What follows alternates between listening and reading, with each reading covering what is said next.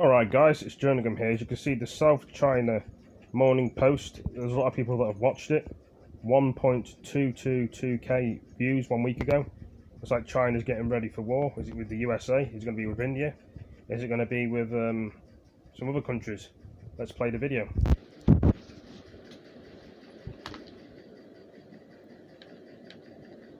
China's international reputation has fallen considerably in recent months. The country has faced a barrage of allegations that Beijing initially suppressed the severity and scale of their coronavirus outbreak.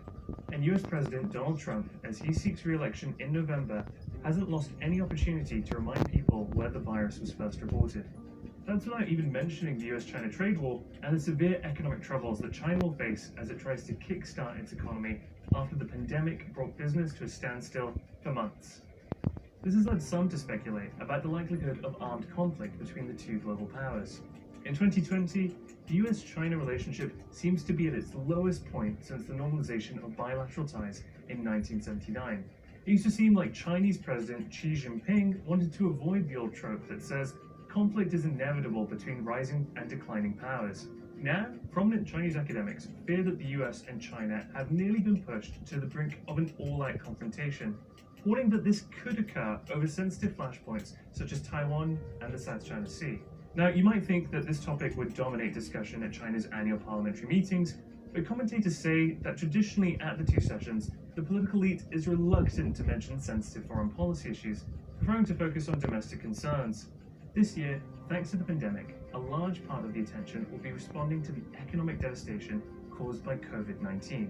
However, thanks to recent issues with Washington and a general backlash against China's global ambitions, the idea of an isolated country will loom large in the minds of the country's two main political bodies.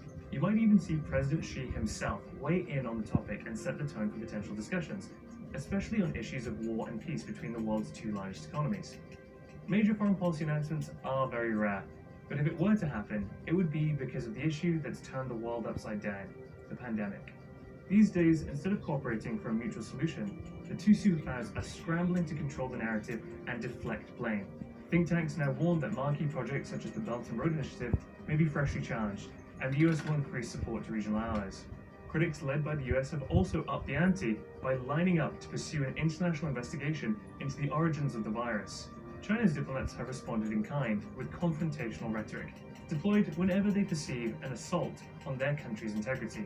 But the country's external relations are increasingly showing the strain.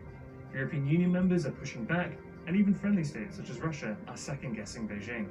By underestimating the devastation in the US and Europe, and overplaying its hand in trying to promote its success in containing COVID-19, China may have just contributed to these tensions and narrowed the space for political maneuvers, causing leaders to harden their strategic postures. Seth Jaffe, a professor of international politics at John Cabot University, argues that while the temperaments of leaders is an important factor, structural shifts in the balance of power may bring the US and China closer to crisis. The most likely collision scenario, he said, would be in the South China Sea, which already enjoys its fair share of close encounters. Other experts express concern that military conflict may have become less unimaginable, given how quickly animosity is building.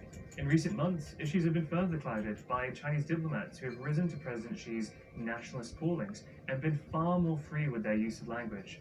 Despite all this, some argue that the pandemic, far from spurring the march to war, has actually weakened the ability and inclination of either side to engage in armed conflict. Experts also point out the massive political, economic, and reputational costs for China in any military action.